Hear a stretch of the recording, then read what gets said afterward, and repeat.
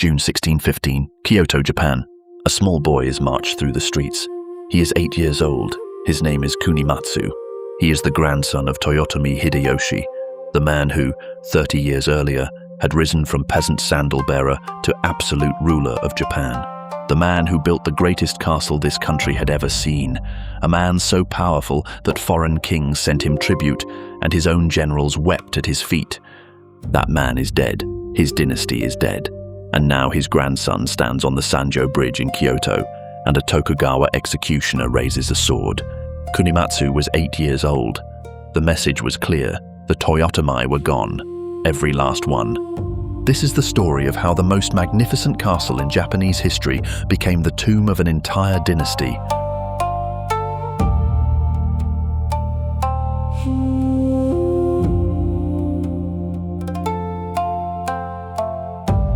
To understand Osaka Castle, you have to understand the man who built it, and to understand him, you have to know that he was nobody. Born around 1537 in a village near Nagoya, Hideyoshi was the son of a foot soldier so low-ranking he didn't even have a family name.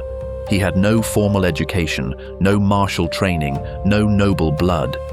He was small, slight, and reportedly so ugly that people called him Saru, the monkey. Even Oda Nobunaga, the warlord who first employed him, called him that to his face. Nobunaga also recognized that the monkey was brilliant. By 1582, Hideyoshi had risen to become one of the most powerful commanders in Japan. Within a decade, he did what no one had managed in over a century. He unified Japan. And in 1583, at the peak of his power, he chose a strategic marshland at the mouth of the Yodo River and began to build. Osaka Castle was designed to be impossible. The walls were built from massive stones, some of the largest ever quarried in Japanese history. The moats were so wide and deep that contemporary observers wrote they seemed like rivers. Over 30,000 laborers worked on the site simultaneously. And at the center of it all, the main keep. 5 stories visible from the outside, 8 stories within, covered from foundation to rooftop in gold leaf and black lacquer. Every surface shimmered. In direct sunlight, it could be seen from miles away. This was not just a fortress, it was a statement. Hideyoshi, the peasant, the monkey, the man without a name, had built the largest, most opulent castle in the world. Hideyoshi's love of gold was legendary and slightly absurd. He commissioned a portable golden tea room that could be assembled anywhere. He threw banquets where all the dishes, cups, and utensils were made of gold. For most of his reign, Hideyoshi had no legitimate heir. He had dozens of concubines, but no surviving sons. When he finally fathered a boy in 1589, a child named Tsurumatsu, the entire court celebrated. Hideyoshi, now in his 50s, wept openly. He composed poetry. He held lavish parties. Tsurumatsu died at age 3.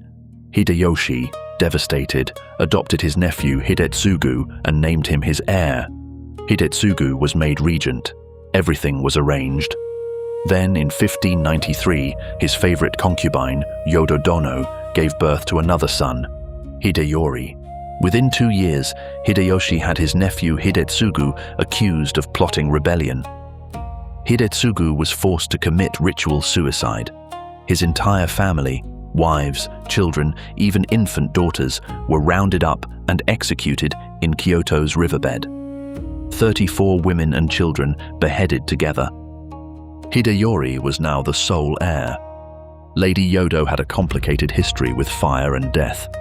Her father had been killed in battle when she was a child. Her mother, the famed beauty Oichi, had later died when her second husband's castle burned. That father died in 1598. Toyotomi Hideyoshi died of illness at age 61.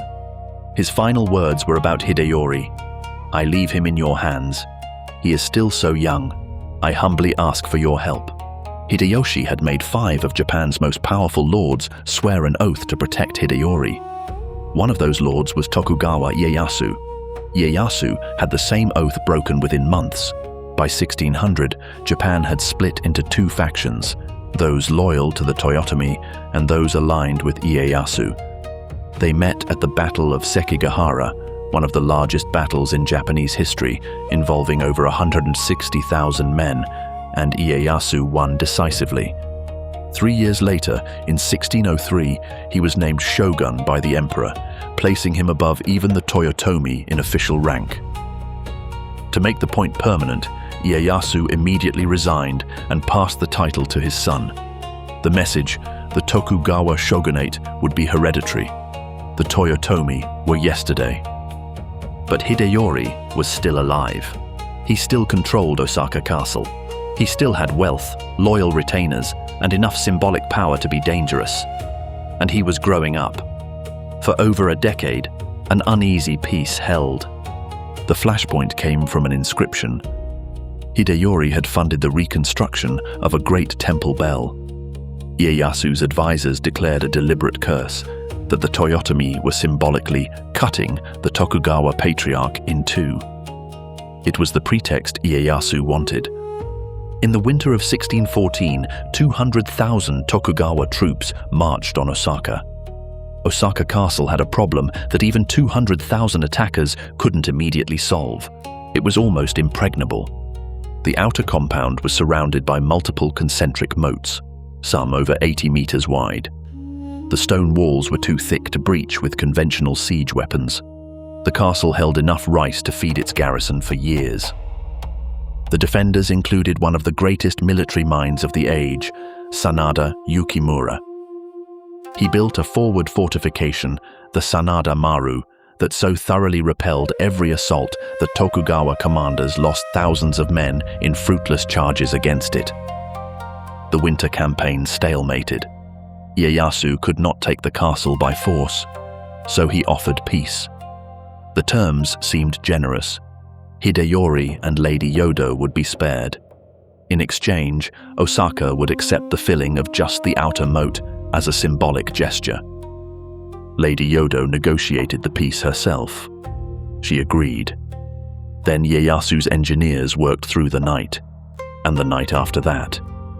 They didn't fill just the outer moat. They filled all of them. When morning came and the defenders looked out from the walls, the great moats of Osaka Castle were gone, filled with earth. The most defensible castle in Japan had been made defenseless by a peace treaty. All the moats were outer moats from a certain point of view. The summer campaign of 1615 lasted less than a month. With the moats gone, Ieyasu's 155,000 troops advanced on the castle. Sanada Yukimura made one final desperate attempt. A direct assault on Ieyasu's command headquarters, cutting through Tokugawa lines so effectively that Ieyasu reportedly fled twice from the battlefield. Contemporary accounts say Ieyasu reached for his sword, ready to commit suicide rather than be captured. But the castle was burning behind him. No one is certain exactly how the fire started. Either way, on June 4, 1615, the great keep of Osaka Castle was engulfed in flames. Inside the burning keep, Toyotomi Hideyoshi was 22 years old. He and Lady Yodo withdrew to a storehouse in the inner compound. Both were dead before Tokugawa soldiers entered the compound.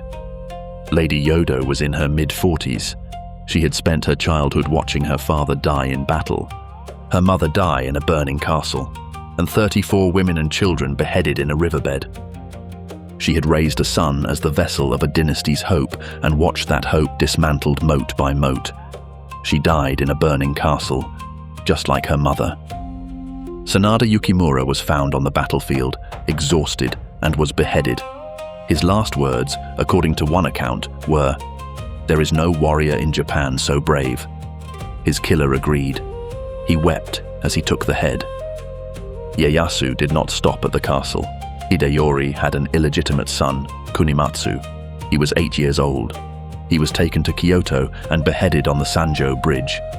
His head was displayed publicly alongside those of other Toyotomi loyalists. Hideyori also had an infant daughter. She was spared execution, but was forced to become a nun at age 4. She spent the rest of her life in a convent, forbidden from having children. She outlived the Tokugawa shogunate by a decade. With Kunimatsu dead, the Toyotomi male line was finished. The name that Hideyoshi, the man without a name had spent his entire life building, was gone. The castle itself, the golden keep, the black lacquered tower, the greatest fortress in Japan, was gone. The Osaka Castle you can visit today is not Hideyoshi's castle. The original golden fortress, the one that defined an era, ended in fire during the summer campaign of 1615. For over a decade, it had stood as the most magnificent structure in all of Japan, a symbol of a unified nation that was not meant to last. After the Toyotomi were destroyed, the Tokugawa built a new castle on the same ground. It was not merely a reconstruction, but a calculated act of architectural supremacy, deliberately constructed at a higher elevation to signal the new order. They built over the ruins of their rivals, burying the legacy of the monkey beneath tons of earth and stone. The Tokugawa wanted the world to know that the age of the Toyotomi was over. They used even larger stones and more extensive moats. The Tokugawa shogunate had arrived, and it was here to stay. Some of those stones were transported from across Japan on specially built rafts. The largest, called the Octopus Stone, is the biggest castle stone in Japan, 14 meters long and 5 meters tall. It remains a marvel of 17th century engineering, a permanent mark of the sheer scale of the shogun's power. But even that Tokugawa castle did not last forever. In 1665, just 50 years after it was completed, nature achieved what armies could not. A lightning strike hit the main keep, sparking a fire that burned the main tower to the ground. For the next 250 years, the site remained a ruin. Through the centuries, the once mighty fortress was a silent witness to the changing face of Japan. Its charred stones were a memory of the fire that had consumed 2 dynasties. It became a park, a place of ghosts where the grandeur of the Sengoku period was slowly reclaimed by nature.